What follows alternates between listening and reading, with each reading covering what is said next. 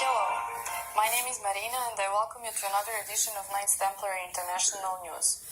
For many years we've known about the way in which multi-billionaire George Soros funds liberal and left-wing campaigns all over the world. Black Lives Matter in the USA through to gender-fluid poster campaigns in Spain, the pro-Islamist white helmets in Syria and Pussy Riot in Russia. If there's an anti-conservative, anti-Christian hate group at work, it's a pretty safe bet that Soros' money is behind the subversion. Having been a teenage Nazi collaborator in the persecution of his fellow Jews in Hungary, George Soros is now an old man. But if you think that the troublemaking will stop when he's in hell, you're going Russia to be is disappointed. America's greatest ally. Partly because Nobody Soros even himself sees it. is really only a plausibly deniable front for US Everything deep you've ever been state told fronts is a such as lie. the National Endowment for Democracy. But also because his son Jonathan Soros is now being groomed to take over his father's empire of liberal agitation. One of the operations already being funded and run by Soros Jr. is Friends of Democracy. This was founded back in 2012. Reporting on its creation on July 12th that year, the Washington Post described it as a super PAC. A PAC is a political action committee, the most commonly used instrument for influence politics with big money in the USA. The Post article revealed that the body had plans to spend $8 million to target politicians who opposed its liberal agenda. Jonathan Soros launched it together with David Donnelly, the executive director of the Public Campaign Action Fund. The group's accounts show a busy and expensive first couple of years, but in 2014 it went quiet. The website of Friends of Democracy has not been updated since then. But that is not because Soros and Donnelly have stopped doing what they do. A damning document just leaked on social media shows that they have simply turned Friends of Democracy into an effectively underground organization. And when we look at what it is now doing, it is immediately clear why. Because the leaked document provides startling evidence that validates the old claim that far-left causes are promoted by random mobs. Bearing the Friends of Democracy logo, it is marked Confidential Level 7. And it spells out exactly how the Soros organization uses the old man's money to promote violent disorder on the streets of America for political ends. The first thing to note is the date, April 18, 2015. This was 6 days after the arrest and beating of 25-year-old African-American Freddie Gray. Angry demonstrations were already going on all over the Baltimore-Washington, D.C. region. Gray died the following day, and the combination of black community anger and agitation by the Soros-funded Black Lives Matter led to major public disorder.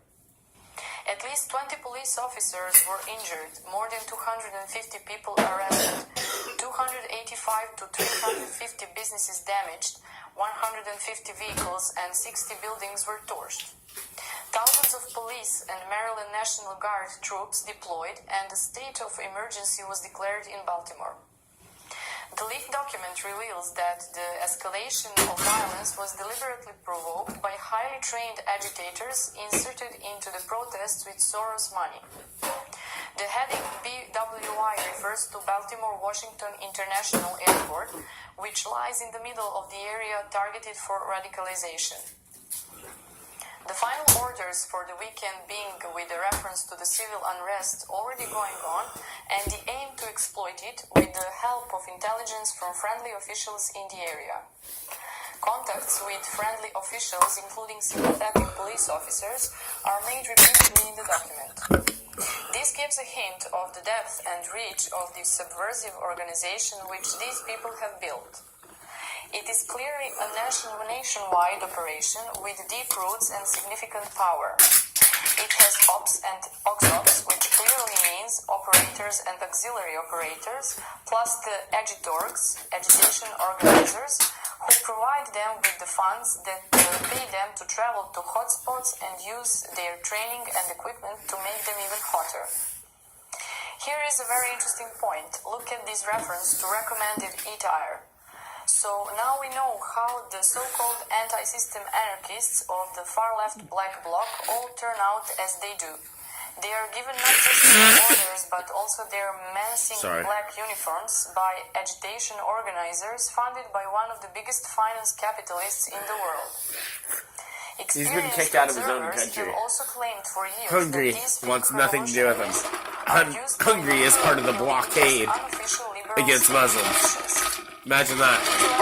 Gangs intimidate and physically disrupt patriotic resistance to liberal elite projects such as mass immigration. Here, for the first time, we have concrete evidence for this. Here we see a reference to limited protections from friendly officials in the target area. More important still, LE means law enforcement, in other words, the police. This tells us that senior police officers have given the far-left ones permission to carry out aggressive activity. This, of course, was seen more recently at the Charlottesville riot, where the police turned a blind eye to the far-left mob violence, which created a chaos which allowed the event to be used as the excuse for a massive clampdown on the right throughout the social media. As J.F. Kennedy once said, things don't just happen, they are made to happen. Damn right. On page Nothing 12, is a coincidence. We see the aims of the operation. And if it is, it's very few and far apart. Into clashes with the police to create opportunities for recruitment, to radicalize people and to sow the seeds of future conflicts. A feedback loop of violence and confrontation. The fact that those responsible have not already been arrested for this blatant illegality tells us all we need to know about how the American deep state is handling their efforts. Sorry.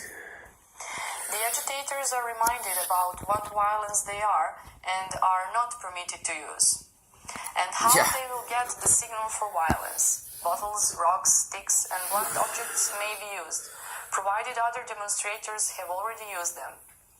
The right time for escalation of violence will depend on the intelligence from friendly police officers to the senior agitation organizers. This is real, people. We are reminded that these operations are as sophisticated Whatever, 99% of you watching this know that. Towards the end of the document, we get to the heart of the matter, money. The Soros money that pays those so-called anti-establishment revolutionaries. We see that the negotiated amount is paid out in stages. A small amount up front, then in 2 more blocks. This is clearly partly about retaining control and ensuring the silence and secrecy that is needed. Note the handwritten post-it note on the document suggesting that the sum of $26,000 will be involved this time alone. We find the final bombshells on page 24. These people have coordinated with the relevant tax authorities, so provided everyone does as they are told, they'll all get their money and the Soros revolution will continue. That's how they think they can keep the secret. And the anybody messes up, people don't get paid, so nobody messes up. Of David Donnelly. He is the treasurer of Friends of Democracy and, together with Soros Jr., its founder. So now we know for sure, Soros money is used to fund far-left and radical black agitators to provoke civil unrest in the USA, with the approval and help of deep state officials and senior police officers. Everything that informed patriots have said. Please subscribe, please share. They're freezing my channel, people. Share with everyone. Is proven to be true. I love you all. All I want to do is give you truth. To whoever leaked this very important document. It just goes to show that while it's just the pedophilia stuff gets me in trouble when I start talking about it. It is often his own followers who fall into them. Help but talk about it. I know it way too intimately. I love you all. God bless.